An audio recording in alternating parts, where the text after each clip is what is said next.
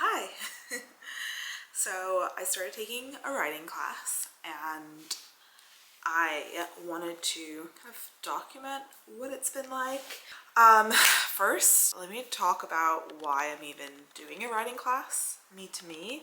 I don't know, I've been writing like the superficial stuff on like Substack, just like travel guides about like recipes, things like that, kind of straightforward. I have done some thought pieces, like those I am like proud of. I don't know, like to be honest, if I had to be honest, I always wanted to have like a TV show about my life. Not always, but I would say like recently with the whole unemployment thing and just talking about my life every week in therapy, you know, it is interesting. It's but of course, like even like the business mind of mine, I'm like, okay, well, you need to, write a book and then, sell the rights to a TV show or something. I'm even thinking like that, and it's kind of embarrassing because you don't think that's possible. Like I really don't know. I don't think that's possible. I don't even know what I want to write about. Like that being said, like that is a story in my head, like my own. I've always been like scared to put that into words. I think I'm in like a growth process of leaving fashion, and trying not to think, what was this all worth? I dedicated my entire undergrad, my entire professional work experience for many years, then a master's degree to start a fashion business, which I did start, only to kind of fail in infancy. And it's like not a failure because I consciously took a step back because I could see it wasn't working, and then I did not have enough money to continue investing, and I didn't want to ask my parents because they've already, between them and me, we've already invested so much money into this idea.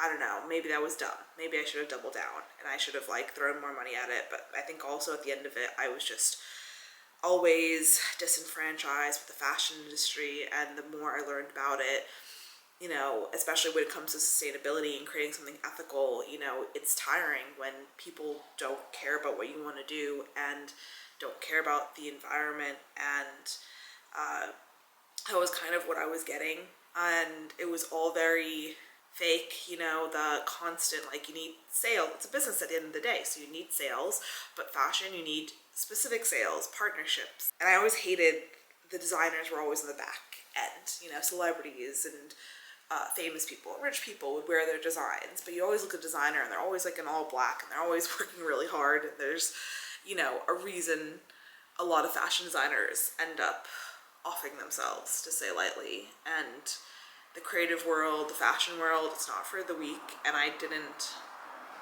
want to admit it wasn't for me because that would mean I was weak, which I'm not.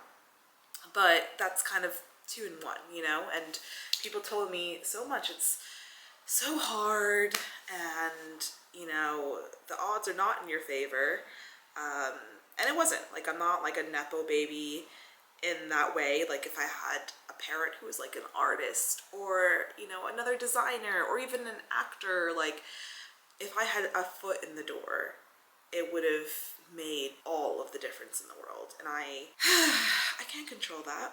I can't control that a lot of the industry is in Asia, and manufacturing has moved away from the West. I can't change the fact that like the industry is built on mass producing things, and people want to work with high contracts, high minimums. I can't help that, the environmentally eco fabric that I wanted, that was so gorgeous, was made and only, well, being sold in this one textile mill in the small quantities that I needed in South Korea. A lot of things were just kind of out of my control, and it's hard to admit that because obviously I think it's my fault. Obviously, if something fails, it's my fault, and something does well, it's also, I have no credit from that. What does this have to do with writing? I don't know. I mean, part of me doesn't even want to go and look back in that part of my life, it's like really emotional. And I even get like emotional when I like think about it. The class that I'm doing is called Life Writing, and it's at Midlands Art Center. I've never done like a continuing ed casual hobby kind of class before, and I haven't done a writing class since I was in high school. Writing I never took seriously because it came easy to me, and I wouldn't even say reading came easy to me. Writing specifically was easy, and it's hard for me to even admit that right now, even to no one, you. But like, why is that a bad thing? Why is that bad that something is easy for me to do? And fashion was not easy for me. Art was not easy. I'm not a natural drawer. I'm not a natural sewer. Yeah, this is the thing that I'm naturally good at. And when I applied for like fashion, I wrote this essay, as you do for college, and it was from London College of Fashion. And the year was like 2010, 11. And I wrote this like essay about why I want to do fashion. And the essay, which I don't know where it is to this day, but I started it with like this story of me running to make the train. So in New York, where I'm from, you know, I live in the suburbs, so the Metro North, the MTA, I'm just gonna talk to you like you know it. It like stops in every town going down to Grand Central. I live on the Harlem line. So between each station is about maybe a minute, 2 minute drive without traffic. And there's always traffic, there's always like lights, and it's very populated. If I miss my train, hypothetically, it takes about like 2 minutes for the train to get from one stop to another. And if I miss it and your mom or dad is dropping you off, I could probably make the train on the next stop, if that makes sense. So the story was about how I missed my train and I was like, drive to the next station, and we drove and I rushed and I ran. And I have run so much in my life in New York. Like, I run to get this train and I miss it. Like, the doors like close on you and it's so disheartening, you know. You're like, and you have to wait for the next train humbly. But the whole point of the essay was like, I will always run for the train. I will always try to make it if there is a possibility I can make it. I mean, they really loved it. They loved the essay so much, they gave me a spot on their fashion journalism course. I didn't apply.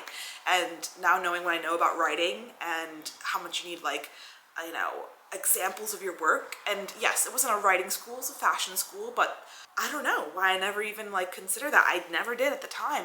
All I heard was like, they're accepting me for my fashion course, my fashion foundation, and I'm accepted. I didn't want to do fashion journalism. I didn't apply for fashion journalism, but like, if that was probably the first real sign ever that like my writing was good, and I ignored it. And I was 17.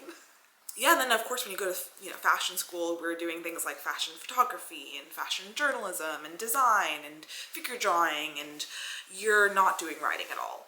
And yeah, like any fashion uni, of course, like 30% of your class drops out by the time you graduate, which ended up being true. But fashion isn't for everyone. But I was so determined to make it for me. Yeah, I still wasn't like doing writing. I mean, you write your like dissertation. Then I went into the work world, and I didn't think about it. Why would I? Because you're working shitty jobs, and everyone's working shitty jobs, and yeah, I never gave it its time of day, you know? Never needed to. Until now. And with this most recent layoff, I've had a lot of time, too much time, and I'm also rethinking fashion. And like, the only way I wanted to work in fashion was with my own company. I knew that, and I consciously left working design jobs. Even before my master's, I was working graphic design, art direction. I was changing my direction. I was within the industry, and I started my business. And yeah, basically when I lost my job, it was kind of like sales, entrepreneurship kind of thing. I didn't have any money coming in to put it into my business. And then I was like, do I even want to do fashion? You know, like, really, when you go through the sustainability thing, nothing is ever good enough, you know? Like, even with my example, it's like, okay, well, the cost of flying or shipping something from Korea to China to the UK or the US, like, that is fuel costs, you know? And then, like, is that sustainable? And then you're also using new textiles, like, into the world, like new fabric, you know, that wasn't there before. You know, you're not reusing, and God knows how much textile waste there is. So that's not sustainable either. And I mean, you really just go down and you're like, okay, the most sustainable thing you can do is like kill yourself. Honestly, that's kind of where you get to, because nothing is ever good enough. I don't know if I really believed in those things. I still believe in those things, but it's really disheartening when it feels like the world has not caught up, when you see people do Shein like hauls and you think the younger generation will be better. And you know, I get it though, like, you don't want to spend money on a dress that's good quality, better made, ethically, when you can get it for like a fourth of the price, unless you're buying into a brand and a story. And that's why these luxury brands, you're not buying the design.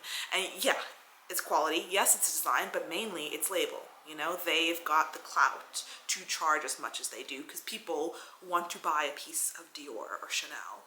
And when you're a new brand, you don't have clout unless you put a ton of money into marketing.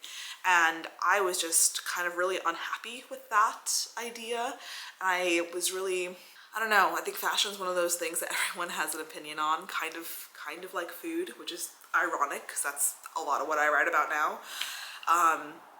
It's accessible. It's an accessible creative craft, and you technically don't need a degree or education really to do it. You do need knowledge, but you don't need formal knowledge. It's not like computer scientist or an engineer or even majoring in mathematics, and we give those things power because of our society and the way it's built. But there is power in the creative, and I also believe that. I still believe that.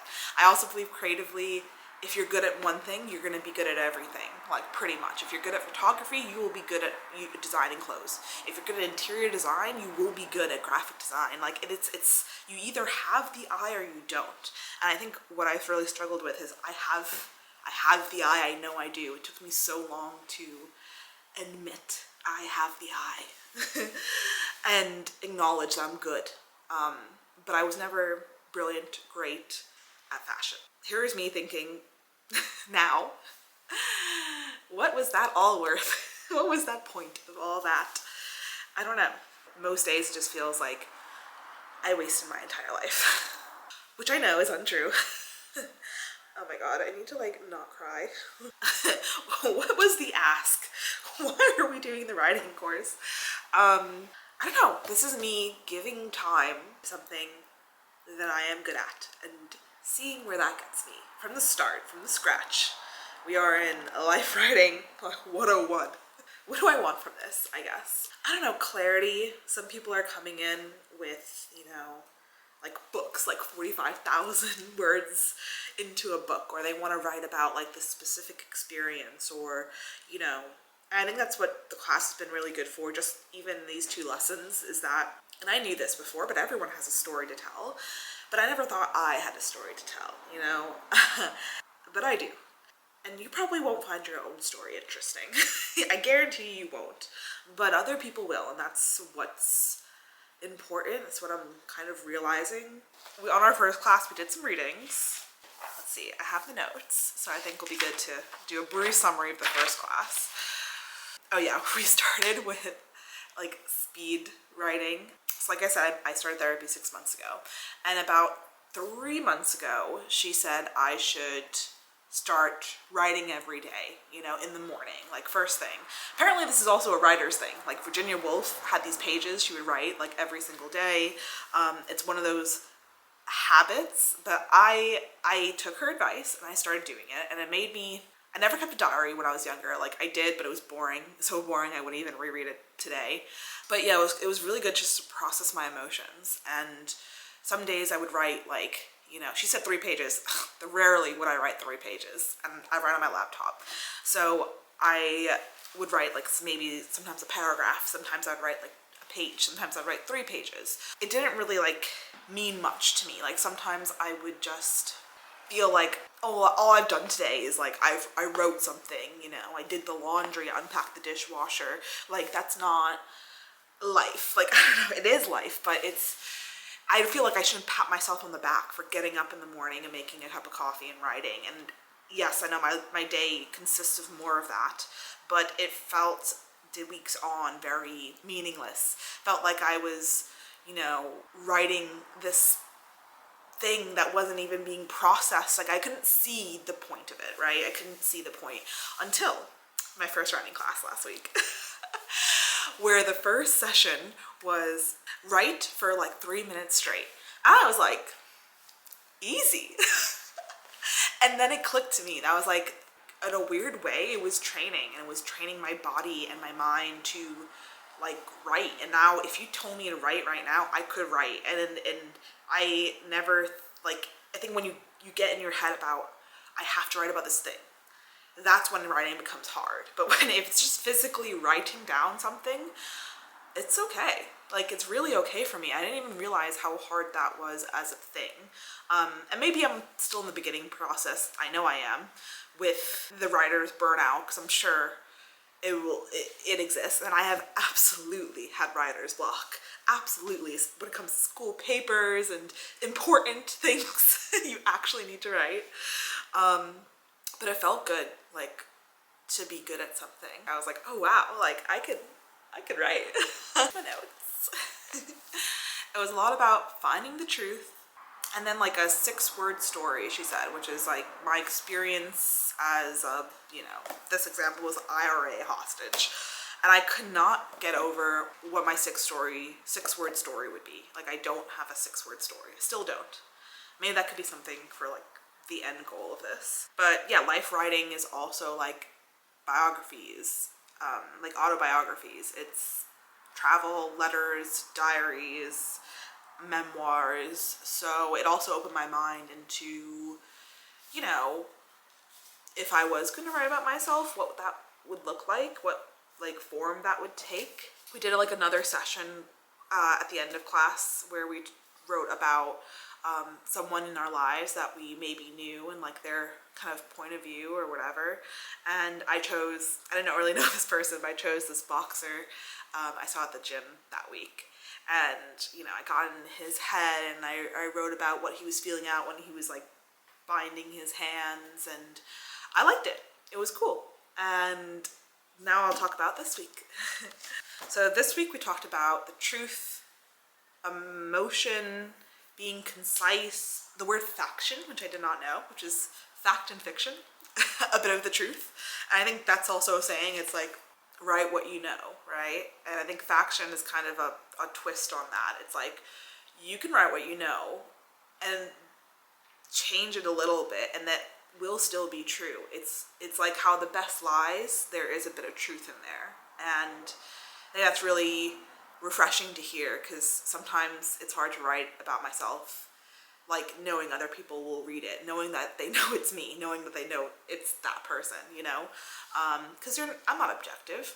I'm not unbiased. Why would I be? You know, it's my point of view. We did read a ton of people, like little snippets. We'll have like that amount, and we'll read like a paragraph, read it, discuss it if we like it. It's not super chatty in terms of like, it's only 2 hours every week, and the course is 6 weeks. So I feel like you don't really have a lot of time to like look at all this. Like you don't have time to hear everyone's opinion about everything. But there was one standout. His name was Alan Bennett, and he was a Leeds writer. And I used to live in Leeds. That's where me and Liam met. And that's where I went for my master's at uni. I do think there's something about like writing the way like the reader would know. Like you're writing not even to a friend, just the knowledge. I don't know, I always felt like I needed to explain, but like you don't need to explain. Either you get it or you don't. And it's like the amount of references, like right now I'm reading Dracula, the amount of references they make to the area, the neighborhood, this like the houses. It's like, you know if you live there, but if you're a reader, you don't know. not describing, like, the houses were lined up on this road and there was 4 houses across 3. It would be like, you know, I don't know, Dr. Foley's house was like perpendicular to like the baker's.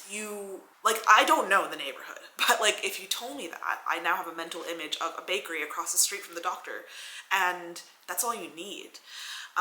So that was really a big notice, I think, with all the readings. It's very intimately written, it's very personal, and it's not descriptive in the way that I need to teach you or you need to learn about this. It's more of like, this is my life. Either you're picking up on these subtle references or you're not.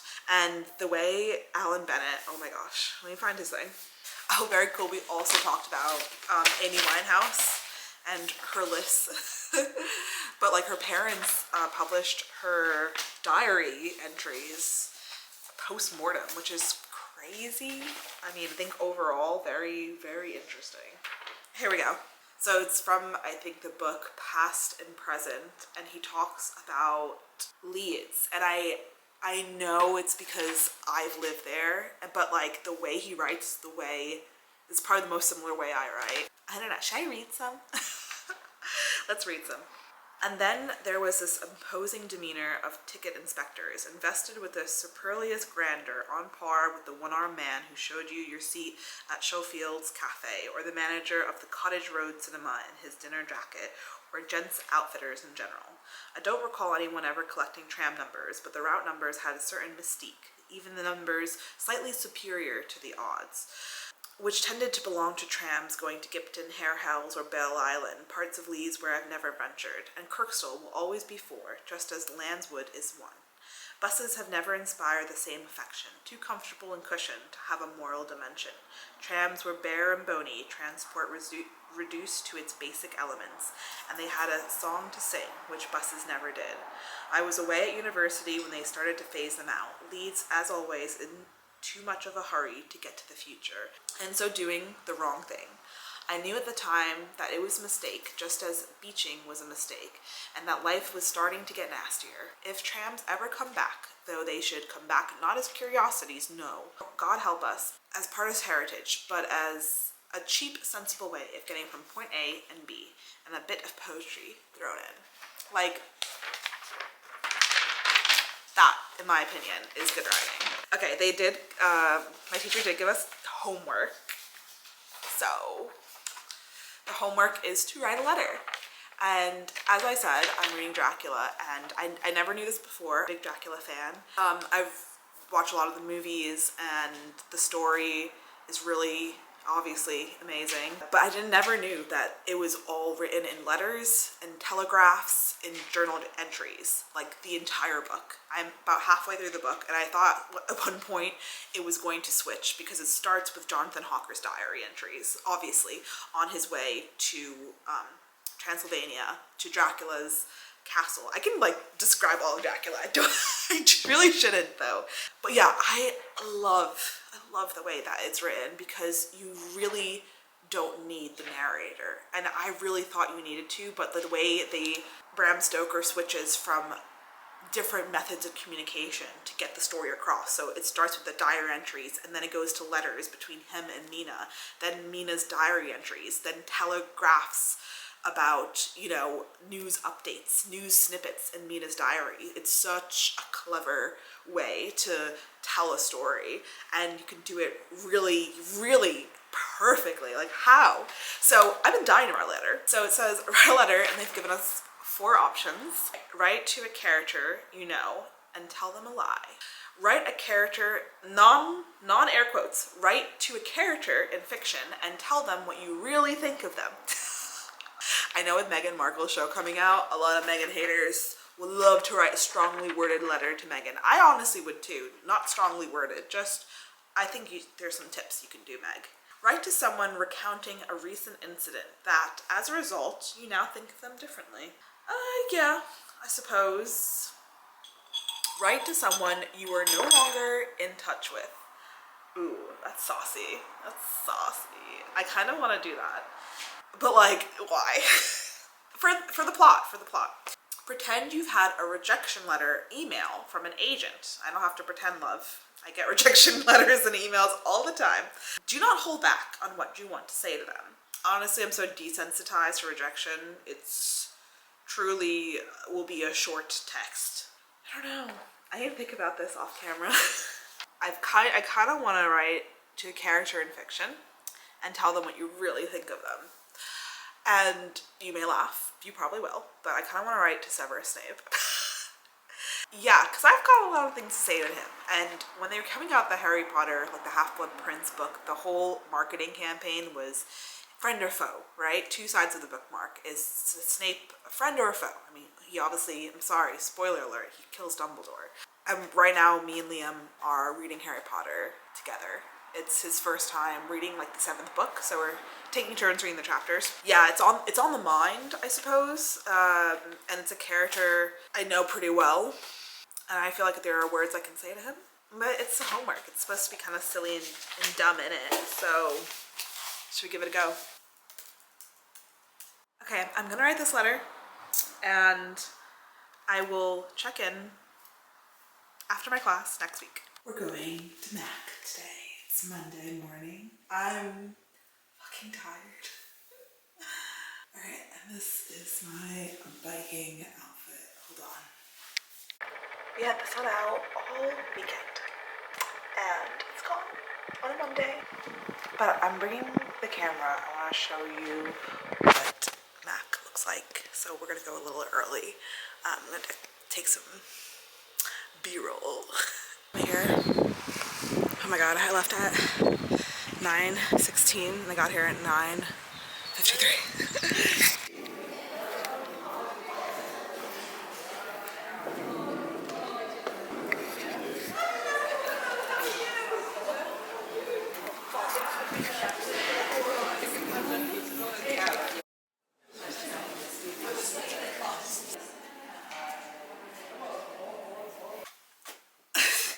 Welcome to my bed. I am unpacking laundry, and yeah, I just want to talk about this week's writing class. So there's this incredible TikTok I saw, and I really want to reference it. Yeah, it was all about focusing on housework. Like, there will always be housework that needs to be done, and that is so me, because as someone who is looking for a job, you don't really have that dopamine hit. I don't even call it dopamine, but it's that satisfaction of like, I've accomplished something today. You don't get that. And for me, like, doing things around the house, like laundry and cleaning and cooking and reorganizing, makes me feel like I've accomplished something. Okay, I've changed the angle a bit. I feel like we need to stop that, because it will never be accomplished. Like, that feeling of satisfaction you get from the home. And something I've never heard is like a creative woman in the creative industry, that it's like you have to stop. You have to stop cooking, cleaning, doing things to have work happen, to create something new. That means a messy house. That means not always cooking dinner, and that means prioritizing your creativity over that.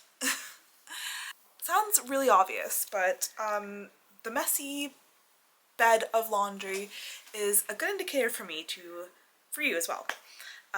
Not to be a perfectionist when it comes to kind of vlogging, and also to remember to check in, because it's something that I always want to do. I'm like, I want to have my makeup done when I make a vlog, and I want to like look nice for you guys, and I want to have a professional setup, but like, you know what?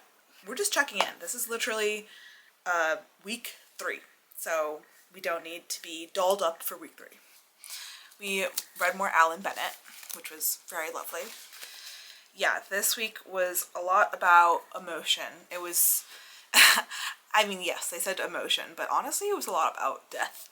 We read a bunch of different readings, all about death, which I wish I knew before I went to class, because I feel like just maybe it's best that you don't know, but it does kind of put you into really ruminating, deep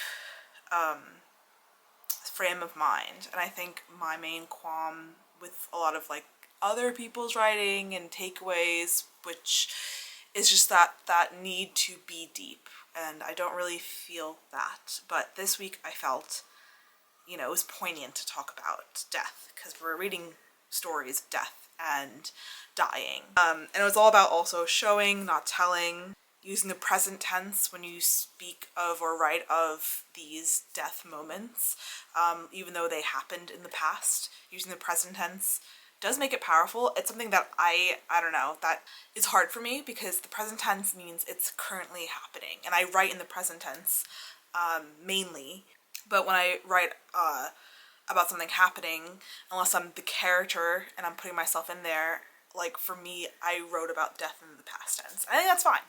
And I think that's the reason these rules exist, so you can break them when and where they feel right. I also learned about Bill Bryston, who I've never heard of before, but he's an American expat writer, and he's done a book about living in the UK, living in Australia, and yeah, he has this very like humorous tone, really like lighthearted, lots of run-on sentence, lots of rhetorical questions. It really feels like he's just chatting to you like right now. And then we also, on the Bill Bryson stuff, we learned it was about like places and traveling and kind of like really absorbing what the place and time means. Like you can't describe everything. This is what my writing teacher said, and I wrote it down because it really stuck with me. We can't describe everything. We have to choose carefully what we describe. And I agree. I think it's really important, the things that stick out to you in the moment, because like we're not, even right now, like I'm not absorbing everything. I'm not absorbing, you know, the wind going outside the window. I'm not absorbing, you know, the old books underneath the bookshelf you're on. Like I'm not. I'm And then as for writing, what did I write this week? I have yet to share what I write in class, into the class. I think it's because it's like a 2-hour writing class. I feel like we really quickly hear bits of people's writing, and a lot of the same people share, which I don't think is fair. But that's also on the teacher for supposedly you have to moderate. I think if you are a teacher or professor, it's your job to make sure voices are heard, but it's also a really personal writing class, right? So like if you don't want to share, that's okay. I think I was on the cusp of wanting to share, but I didn't get my hand up fast enough. And we did a lot of reading, and then we wrote for like 20 minutes about something that evoked emotion. Oh, hi, it's Rebecca. Okay, great. Nope, taking my hand out of the blender as we speak. Our power is currently off. We're still dealing with this. It's back. How amazing.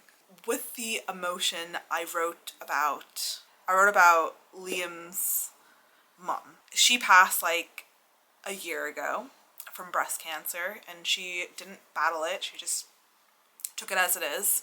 And we were there at the end. We were there during, we were there at the before, and it was really odd situation for me to be in, because we just started dating. Like I was the fresh girlfriend of, you know, less than 6 months, and coming into this really like traumatic situation that I've never been in before, I've never been part of. And yeah, it was highly emotional. And I talked about visiting the house. We would go up for visits like once a month, and just how those visits were, and you know, a lot of other people's feelings around those visits, like his dad and, you know, her best mate. And yeah, it was interesting because I've never written about that, and I've never, like, I don't know, it just always felt like not my grief in a lot of ways. You know, that's not my mom, that's not my wife, that's not my best friend, and those were the people I was with, and yet I was there with these people when she passed. And I didn't write about the passing. I wrote about more of like our trips, going there and what we kind of did and expected. And then we had another writing part later in the class where we were supposed to write about a place. And the story was like already describing the house, so I kind of like continued writing it, and I really like it. I haven't showed it to Liam. It's nothing he doesn't know, but it's really raw. I don't know, it's just different to read, right? And like I've reread it several times. I do really like it. Even this week I had lunch with one of my classmates, and we're talking about my dating life, my past podcast, and she was like, you should write about that. And I guess I do kind of write about my life, and I don't know, the whole like life writing thing, it just feels so obvious, yet it doesn't. Like it really never occurred to me to write about my life. But the more I do the class, the more it feels like good. And yeah, I mean, it's so different to my process when I was fashion designing. Like it's, fashion's very visual. Doesn't make it like less superficial, but it's a really long process as well. I think for me, I was always so concerned with the unvisual. I was concerned with the substance behind it, the meaning, the sourcing, and I do really enjoy like the research element. Like if I think about writing like a book of fiction, it feels like very hard. I think if whatever I write will have to be a mix of like, we change the names. It's not really her. Yeah, so we are week 3. We are at this point not much closer to figuring out what I want to write, but we are still writing. That's the update. So emotion, travel, death. Let's see what's gonna happen next week. It is so early. It feels so early after a weekend of staying up late playing video games. My bike guy gave me an e-bike to try. I'm not looking forward to the journey, as this is definitely the coldest and grayest day I've had to bike. Not a great bike ride. I mean, I'm not sweating. But yeah, my bag, which was strapped on to that, there's my bag, fell off a little bit. And then I freaked out the second time because I thought it was falling off and it wasn't. And then I like yeeted, like literally everything in the basket just flying. I hope my laptop's okay. The camera's okay. This is literally the only reason I bring out the camera right now. But yeah, here we are at Mac. Alright, we are on week 4 of life writing. My class was yesterday. This week was all about narrative hooks. We read a bunch of different examples about how to start a book, and that was either like the start of a chapter, yeah, like the start of like the first page of a book. And we had my first like kind of difficult writing in this class, which was go back to one of your previous works and redo like the first paragraph, or do it in the style of a hook. Now I had the perfect writing for this. The week before I wrote something about growing up, let's just call it like Beach 63rd Street. I kind of was writing that piece from one of my daily writings, so there was no flow. It was just like I was thinking of this and that reminded me, and then I went into it. So it was the perfect piece to do it. And it was also the first week I shared in class. I was so nervous. When your voice like starts to tremble, I fucking hate that. I hate that so much.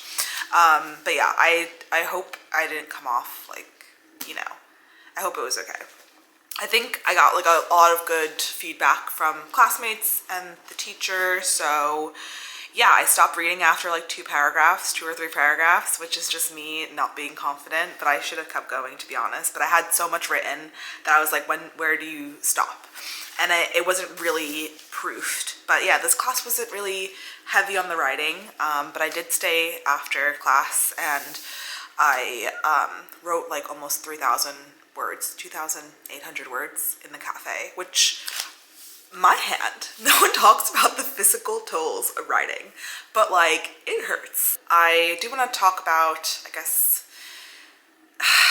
what I've been thinking and what people have been like saying to me, really my audience is my husband and my sister, though my sister did go to school for like literature. My husband's smart, so you know, the audience is I want more feedback, but I'm yearning to absorb more. Like I need at this point to see how other people are doing it, because if I was to write something, I guess I would write about myself and my life, and probably the stage of my life in my 20s when I was really, really unsettled. I mean, I currently am less unsettled, but you know, I moved every single year. If that was like staying in the same city but moving to a different apartment, I've physically moved every year for the past 10 years up until like now, you know?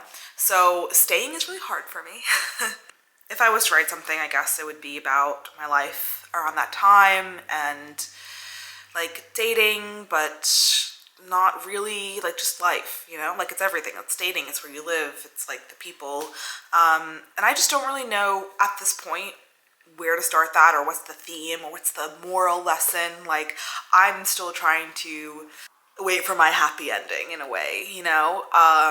Because for me, like you might be like, oh, you're married, like you're obviously happy, and I'm like, yeah, of course I'm married. But just because I spent like a long time looking for my one, and I found, you know, someone I really love and want to be with and see my like self being with for the rest of my life, I've always been a career girl. I've always been really proud of that too. I've always wanted that part as equally, you know, if not more. And I honestly thought I was gonna find love in like my 40s or something. Like I thought I was gonna have to wait my whole life, or half my life. And I guess a nice circumstance, I found love, but my career never took off. And I'm still struggling, and now I'm in like a free fall in every other way.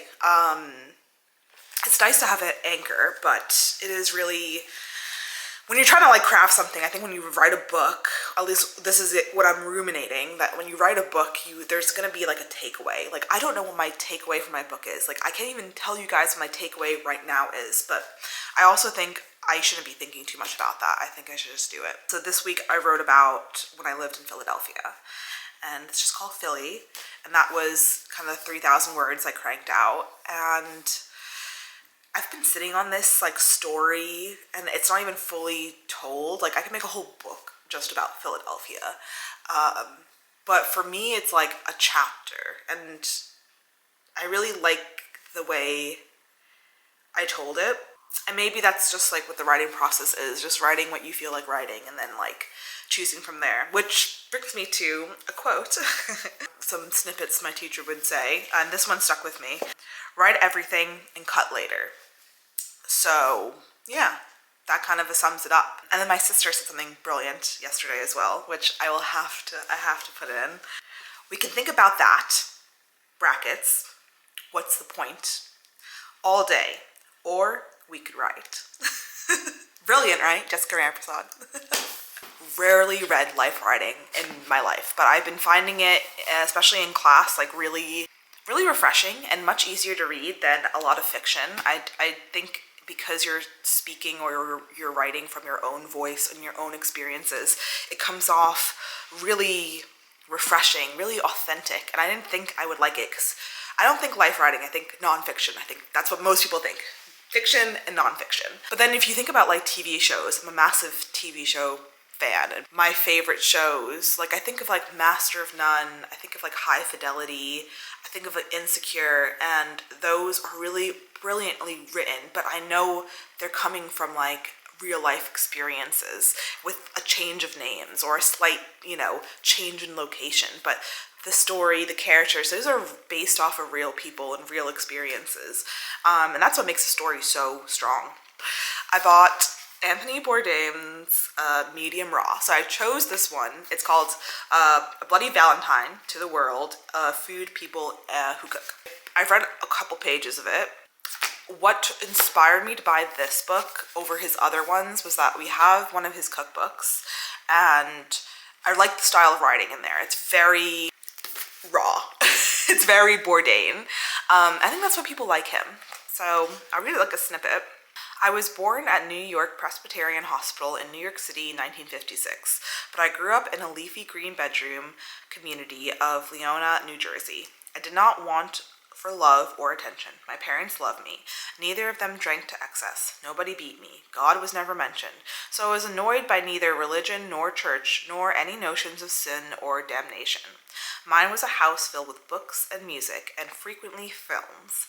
Early in my childhood, my father worked at days at Willoughby's camera store in Manhattan, and on weekends would come home and with a rented 16mm projector with classic movies. Later, when he became an executive at Columbia Records, Nepo baby, I got free records for most of my adolescence. That is insanely cool.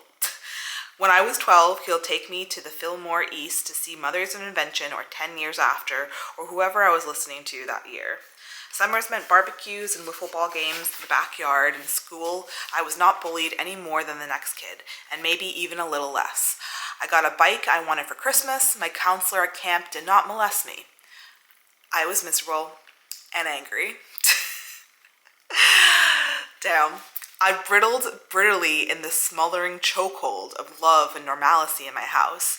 Compared to the freedom enjoyed by my less than well looked after friends, I envied them for their dysfunctional and usually empty houses, their near total lack of supervision. That weird, slightly scary, but enticing stashes of erotica we'll find in their parents' secret places.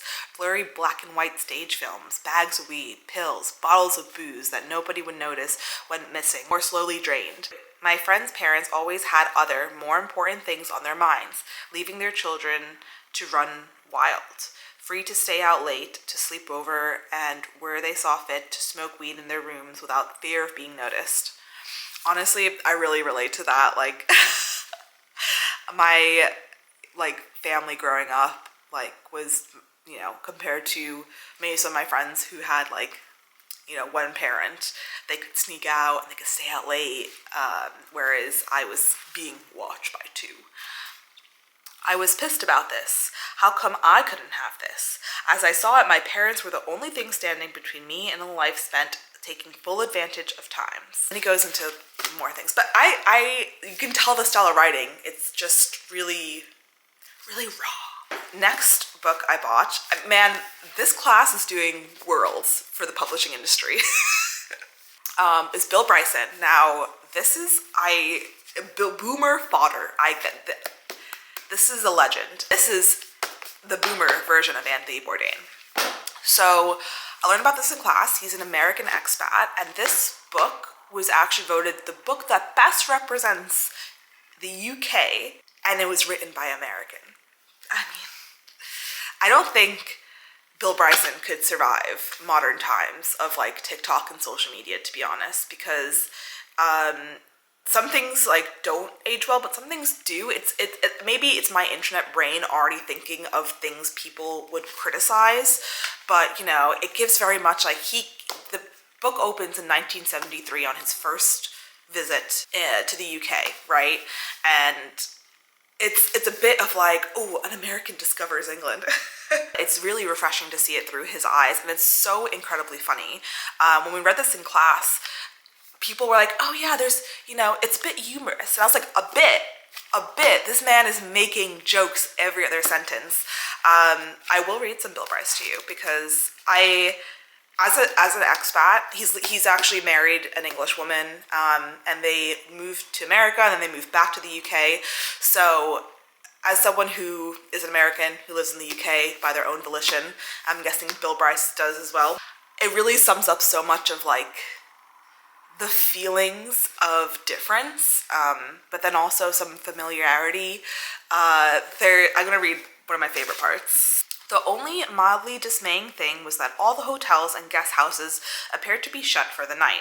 I walked as far as the rail station, thinking I'll catch a train to London, but the station too was dark and shuttered. I was standing wondering what to do when I noticed a grey light of television filling an upstairs window of guest house across the road. Hooray, I thought.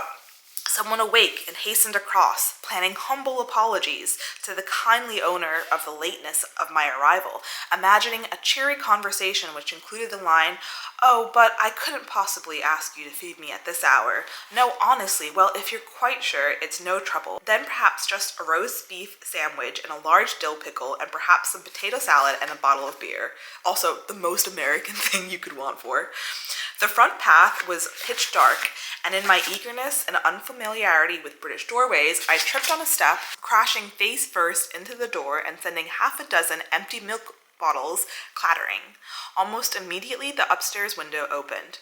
"Who's that?" came a sharp voice. I stepped back, rubbing my nose, and peered up at the silhouette with hair curlers. "Hello, I'm looking for a room," I said. "We're shut." I'm sorry, that is just so British. And then he writes, "But what about my supper?"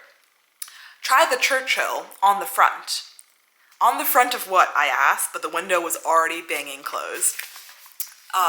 Hilarious. And I think anyone who's an expat would like find this so funny.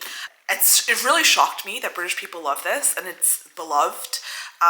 He also wrote books about Australia and America road trip, but yeah, it's also crazy to read about a different time. Me and my husband are like reading this, we'll read like bits, and we are constantly Googling, because if I don't know something, there's a high chance he may know it, but then if he doesn't know something, that means it's not only British, but it's also an older British thing. What really surprised me about this is that he doesn't really talk about anything terribly deep yet.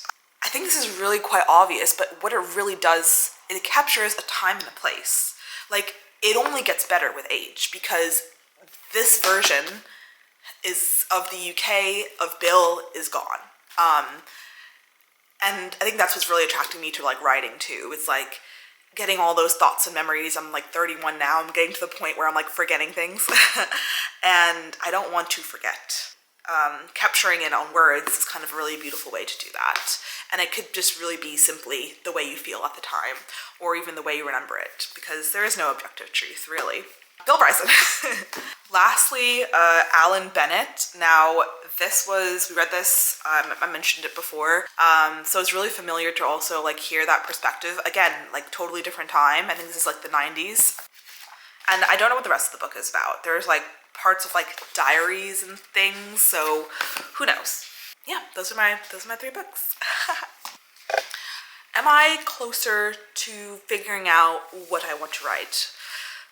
A bit.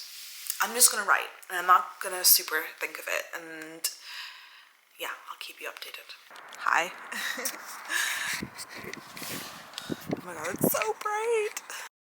If you're thinking or asking why we're in the garden, why not? I mean, this class is 6 weeks. It is Friday. I'm about to have my last class on Monday, but I want to talk about last week's class. It was all around food writing. So kind of the writing prompt that week was to write about something, a food that you really love or you really hate, or yeah, just something like that, like a strong memory. Someone wrote about their Nan's cookies. Another person wrote about like a school lunch they hated. And I wrote about my death row meal. See, my notes are very food drawing. I'm a big doodler. I learned that from my dad. Yeah, and this week was a lot about finding your writer's voice, so that you could, or if you would write about something like food, it still sounds like you. For me, I am definitely a big food fan. Duh. I mean, my whole TikTok is about eating and drinking and trying and cooking food. So, for someone like me, I surprisingly did not read my writing, though I think I ate. Going into the last class is a bit, I don't know, it's a bit bittersweet. It's something I have been really enjoying in a very simple way. And yeah, it's nice to have to be somewhere every week, regardless if I'm in like a good mood, a bad mood, if the sun's out, if it's not out. It's been nice having like at least a little bit of purpose. I think 6 weeks is a good amount of time. What I'm going to do with this time, or after this class is over, I've already decided I'm going to join a writer's group. I had no idea they were even a thing, but someone else on YouTube was talking about them, and I was like Googling writers groups, and there's a lot in Birmingham. So I found one local to where I live, and I'm going to start going. You do read some short stuff about each other. You get longer pieces, people give you feedback, and I just want to see what the vibe would be. If I even like something like that. Like, what does this mean if I want to be a writer? Like, does it mean I have to write something, and then I have to edit it, and then I have to find a publisher or an agent, and it's so many future steps. I'm trying not to think about that. If this is something I like to do, this could just be something I like to do. And if it goes somewhere, so fine, it goes somewhere. I've now picked up and know something I like to do, that I do. uh, so I'm trying not to also, put pressure on choosing that, which is hard. I think I'm just so desperate for a sense of purpose. I wonder if this could be it. But I don't know. Maybe life is purposeless. Maybe there isn't one thing, which makes it really fucking hard. I think you just have to do something and then not hate it for as long as possible, because you could end up hating it. I really don't have much to say this week. I guess just excited for the finality of the writing class. I definitely think I've written amazing things because of this class that I never would have written before, just because it prompts you in your head to think about things differently. I so desperately need coffee right now. All right, let's go through thoughts. It's Friday. I had my last class on Monday, so I've had 5 days to sit with it. So this week is also the same week I started my writing group. So I started going to a writer's group, and if you don't know what that is, it's basically writers meeting up, exchanging their latest chapters or a snippet of their writing, short form, then long form, and hearing about it from other people. It was the first time since high school I did something like this. In high school we called it like Socratic seminar. Here was a bit more democratic, which I don't know if you can get more democratic than a Socratic seminar, but people were raising their hands. Whereas in Socratic seminars, you kind of just say whatever you feel like when you feel like it. But I could see why the hand raising rule, is a thing. Because I was ready to chirp up. Before I talk about the writing workshop, I do want to, just reflect on the 6 weeks. I started taking this at the end of February, and now it is the beginning of April. I've really just physically seen the world change. I mean, the last week has been beautiful in the UK, so I do think you come out of it a bit more optimistic. Listen, the sun comes out. Everyone's an optimist in this country. It confirmed a lot of things, and it gave me what I needed in the beginning. Like, I just needed a space to experiment and learn and absorb and see things I liked, see things I didn't like, read things I liked, read things I didn't like, and see how I do with something structured. Didn't miss one class, which I'm proud of. I feel like something with like a 6-week sprint, and sprint is my word. That's like, I feel, the entrepreneurial thing. 6 weeks isn't a sprint, and I don't think it's a marathon either. I don't run. I feel like 6 weeks is like Lent. Maybe because it is around Lent time, but it is a long enough time to give up or include a new habit.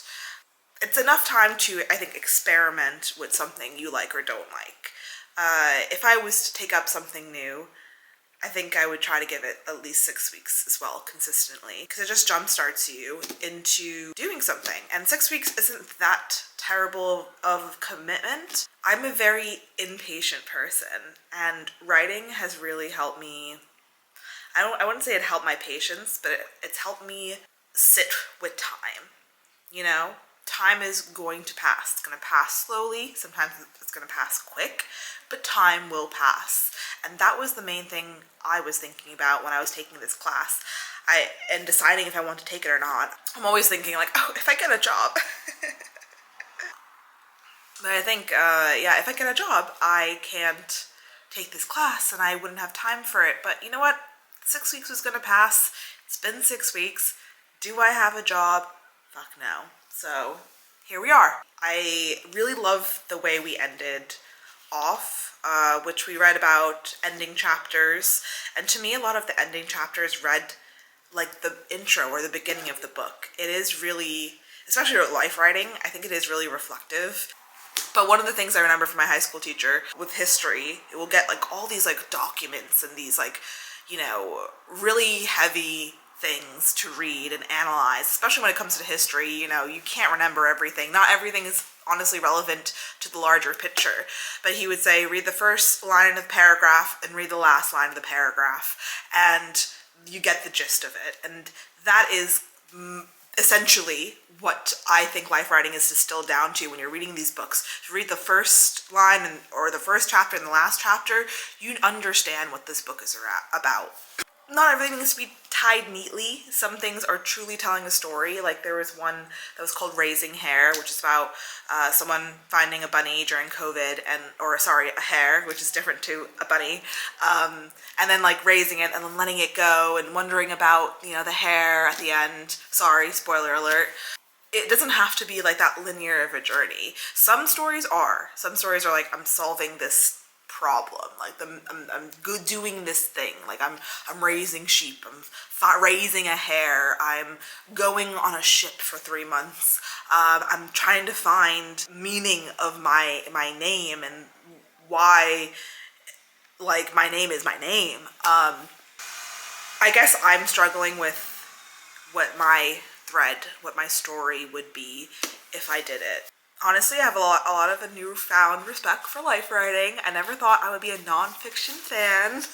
But nonfiction doesn't mean burning, and it does not mean the first thing you'll burn in the zombie apocalypse. Not anymore for me. I think I'll reach for, this is the right thing to do in Day After Tomorrow, which is you're reaching for the law books and the accounting books. Those are going first in the fire. And I think the most important thing that happened the last class was getting this. What stops us from writing? What will my parents / my kids / my siblings / my ex / the members of my church / my colleagues say? Is it too boring? Am I too boring? Who am I to think I have something to say? I'm afraid of being seen / taking up space / asking for attention. I don't have enough time. Is this financially sensible? Shouldn't I be spending my time doing something that will definitely earn me money? My story doesn't even make sense. It's too chaotic. No one would want to read it. It's too unlikely, gloomy / slightly. Too much happens / not enough happens. I've suffered too much / I haven't suffered enough. Something about my identity makes me think I won't be wanted. I'm confused. I'm not qualified. Other people are much better / more interesting / have more stuff to say than me. I might be sued. I haven't got a room of my own / a writing shed / a decent computer / nice enough notebook. I don't know where to start. My backache / my carpal tunnel syndrome / my depression gets in the way. Maybe I should get a new job or go on a diet instead. I've heard you can't get published without contacts, so is there any point? I'm too old. I'm too young. I'm too busy. Too much time has passed since that event happened. The laundry. I can never get out from under the laundry. What if it's crap? What if I'm crap? Is it just navel-gazing / first world problems? My grammar isn't good enough. I suffer from inertia, idleness, laziness, lethargy. I might get lonely. It takes such a long time. Maybe I should learn watercolor painting instead. Embroidery / the ukulele. I don't want to come across as ... If I do write, I'll then have to share it with someone and they might say it's shit.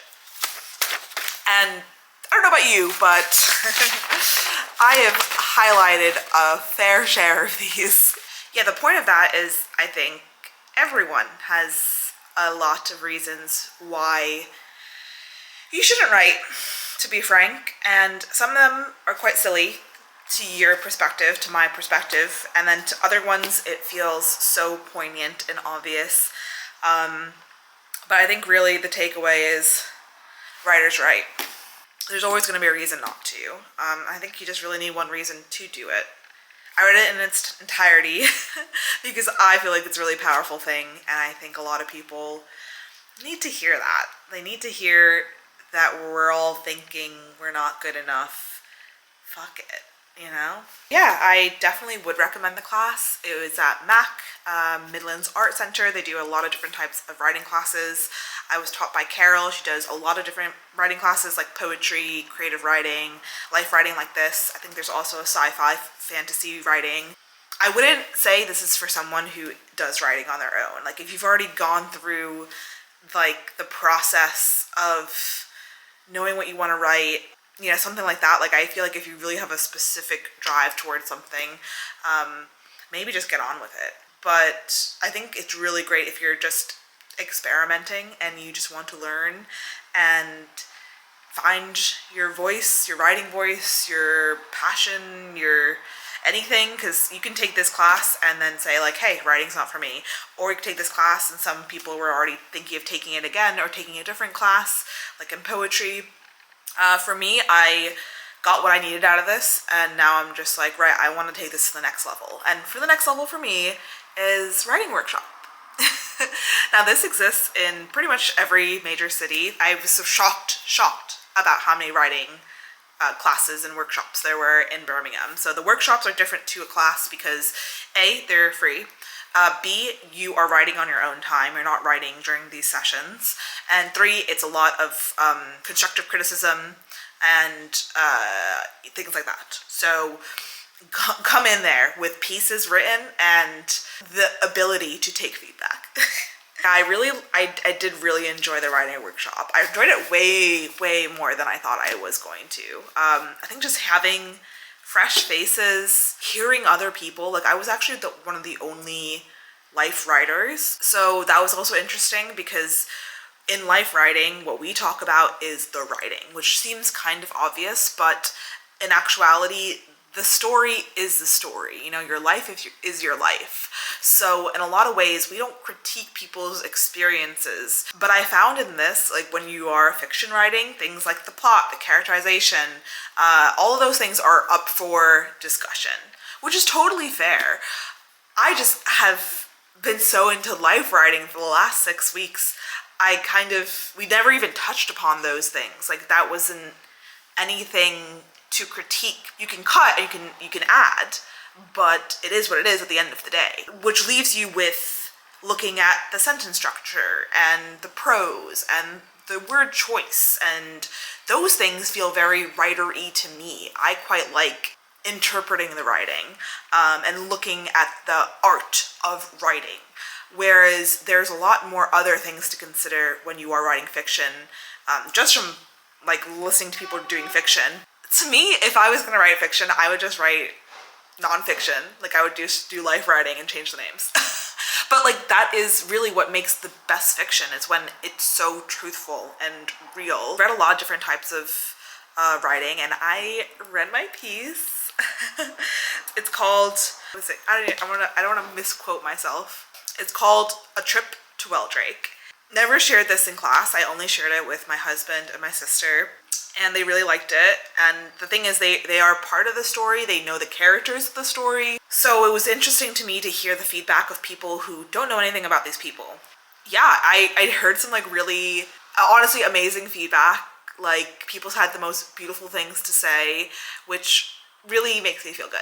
Obviously, come on. This is my first workshop I'm going to. Like I'm gonna come out there, big dick energy. I'm gonna read my piece because I know I would regret not reading it. And I have this good piece I'm sitting on, and this is, I think, one of my strongest ones. Yeah, I knew it was quite good to start, so I'm not gonna read something shit on my first class. But yeah, hearing kind of other people's interpretation also makes me rethink things. Like one person said, oh, I was trying to keep up with the characters.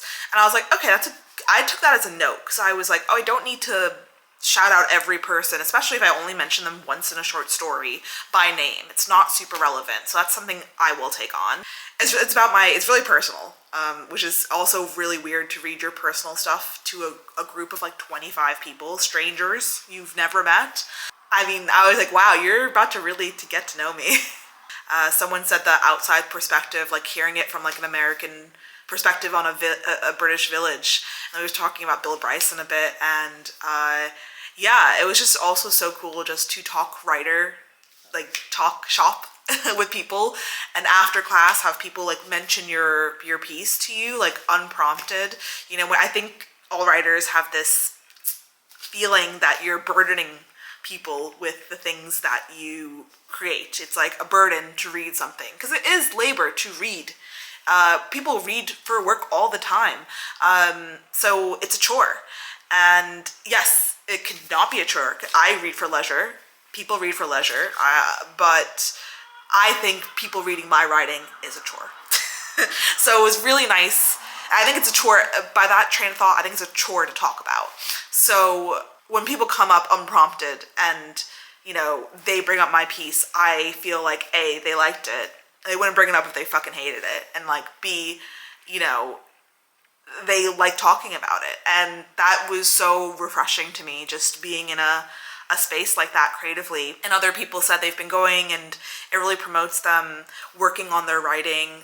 When you see other people, like there is one writer who had like is kind of a romance, kind of a comedy sort of style of writing, and she would like do chapters. People are talking about this like Love Island. Like they were like, okay, last week this happened, and this week this happened, and I love seeing the passion people have towards fictional characters written by someone in the room. It's so beautiful. It's so crazy.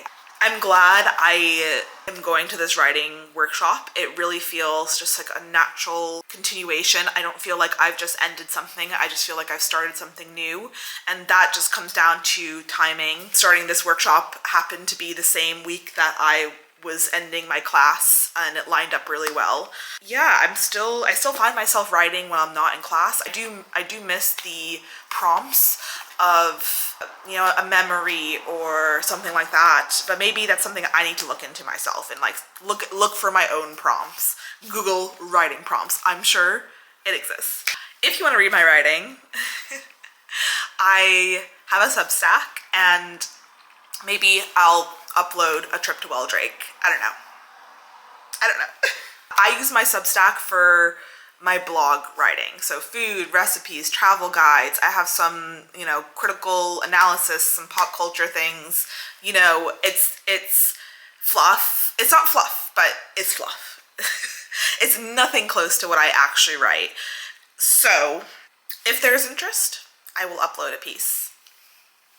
And ironically, because of the writing class, I have not uploaded one thing for all of March. I'm so sorry to my 16 Substack subscribers at the time. Yeah, I've been writing, just not online. So I'm gonna start also posting stuff, and I might experiment a bit more with writing my voiceovers for videos, getting a bit of my life writing voice into my like social media videos. And yeah, doubling down on Substack. Thank you for watching this video, for coming along with this journey. I hope this has been useful for you. I hope I've distilled down enough information that you feel inspired to do something in whatever way that means for you. And yeah, it's gone by so quick. It really has. It feels like just yesterday I was sitting down and doing my first clip. I've never done a vlog. I've never done a vlog over 6 weeks. So this is a completely new form of media for me to create. Yeah, and I really appreciate just anyone who's taken the time to give a fuck and watch. Thank you. It means the world. Yeah, logging off.